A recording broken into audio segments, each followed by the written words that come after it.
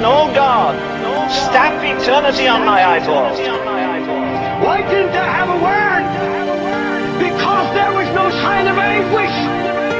Não me diga que essa geração é extravagante. Ser extravagante é ser como Estevão. Not to be like the world, and not to be like the great majority of American Christians, but to be like Jesus Christ. Don't know why you're clapping. I'm talking about you.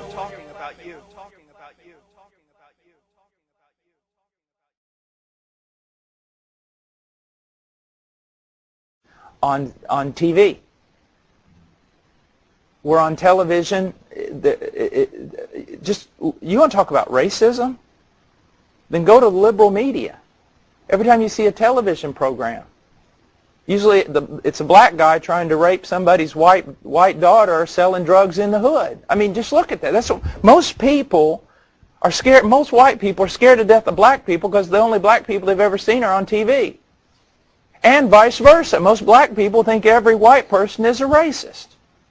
Because usually when a white person is put in that context, he's some Ku Klux Klan guy from Alabama. And when you actually get to know an African American person, you go, oh, he's a human being. It's the same way with your enemy. Distance and lack of communication will just tear you apart. Also, you have to deprogram them with regard to the lies they've heard. Well, if a person believes this, it means they believe this and this and this, when it's not true. I mean, I hear people stand up and speak against sovereign grace, and I think to myself, if that's what sovereign grace was, I wouldn't believe in it either. So you have to get to know them and love them and care for them and live with them and earn the right to go in there. Earn the right. Now I'm going to say one other thing, and you've got to be very careful here. It's a balance. You cannot be reactionary in the ministry. You cannot do things all the time or say things all the time just because of your thinking of the reaction or the interpretation of your hearers. At the same time, you need to take that in consideration. We need to be as innocent as doves. We need to be as wise as serpents. If I go into a place where I know that the people, for example, they hear about sovereign grace and they think it means all sorts of things that it doesn't mean. Well, I'm not going to go in there and play to the devil's hand, throwing around sovereign grace or Calvinism or this or that, because what they think it means, I don't believe. I'm going to go in there, for example, I know a guy that had asked a bunch of different preachers to come preach in his church. And literally they were all, when they went in there, they were wrong. It seemed to me that each preacher went in there with this Martin Luther reformed, I'm going to reform you, preached for 2 or 3 days, angry, mad, told everybody they're sinners, it's not even a church and everything else, and then left. And so I was the next preacher to come. And they really thought, okay, here comes the Godzilla of all mean preachers. So I got in there, and for the 2 times I preached on the unconditional love of God and begged men to come to Christ. Whosoever will. And all the enemies of that pastor who had all this ammunition against him, they were just waiting for me to come so that they would get the final killing bullet out of me to put that pastor out of that church. And I knew that.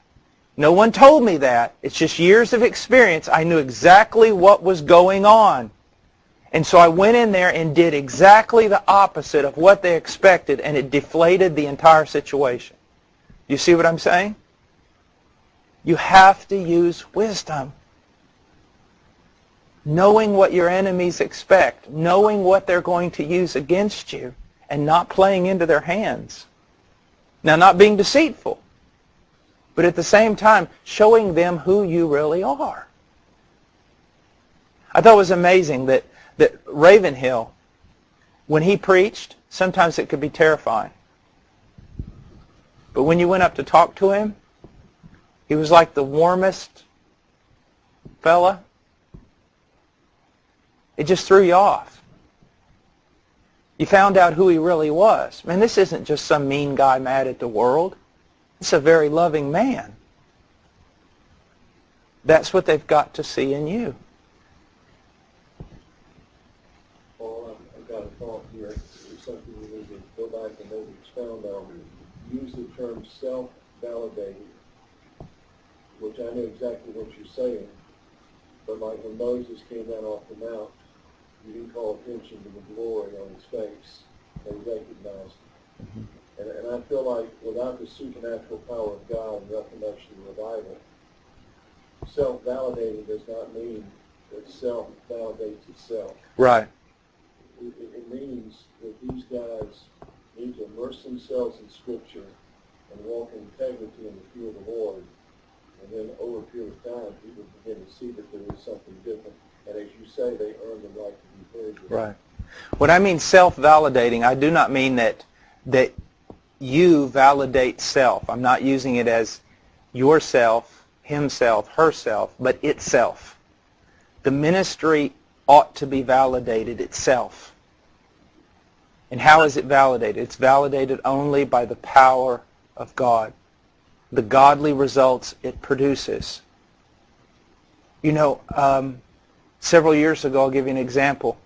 I took my wife with me to a place that was very, very strict. It was in another country where I had preached before and God had really moved. And when we walked through the door, this woman came right up to me. You know, my wife, Charles, she dresses very modestly, but she just dresses normal. That's it. I mean, she doesn't wear some religious garb. She just dresses normal. And this lady walked up and right in front of me, in front of my wife, said, "Brother Paul, you preach with such power of God on your life, and God uses you so much. How could you be married to a woman like this?" Now, the woman was a young woman, and she was actually quite attractive. It's just that she had made herself almost look haggard. And no makeup, she had a veil on and all sorts of things, and was just like this, just very bitter looking. And my wife, just with a smile and a twinkle in her eye, said, "Do you have a picture of you before you were an unbeliever, before you were a believer?" And the woman said, "Yes." Charles said, "I'd like to see it. Do you have it on you?" And yes. "Okay, let me see it." And the lady opened up her purse and pulled out this picture, and here was this vibrant, beautiful girl smiling, a little bit of makeup on her face, nothing extravagant. And Charlotte looked at her and went like that, and she goes, "You know, I like you better as an unbeliever." And then she handed her a picture back, and she said, "What has Jesus done for you?" She goes, "All I see is a mean-spirited, critical, haggard, joyless person standing before me. Is this what Jesus has done for you? And is this what Jesus is offering the world?" Now, the whole point was this woman came proclaiming truth, but the truth had nothing but, the truth supposedly that she was speaking had no positive effect whatsoever in her life. Another thing, a guy came to me a while back, and I love being here in Alabama, and I love this church, but I'm a very small church type guy. I love house churches. I love a very simple lifestyle, everything. But I love this church, and God's called me here. And some guy came up to me and he goes, basically what he said was, just right in my face, young guy, "You've compromised." I said, "Really?" He said, "Yeah." I go, "Okay, how?" And then, you know, he pointed out that I actually have a truck, it's a Chevy Blazer that actually runs. I don't know how much longer it's going to run, but it runs. I have a normal house. And he just started going down through all these things. My clothes didn't have any holes in them like before, and all these different things. And I mean, he was nitpicking me apart.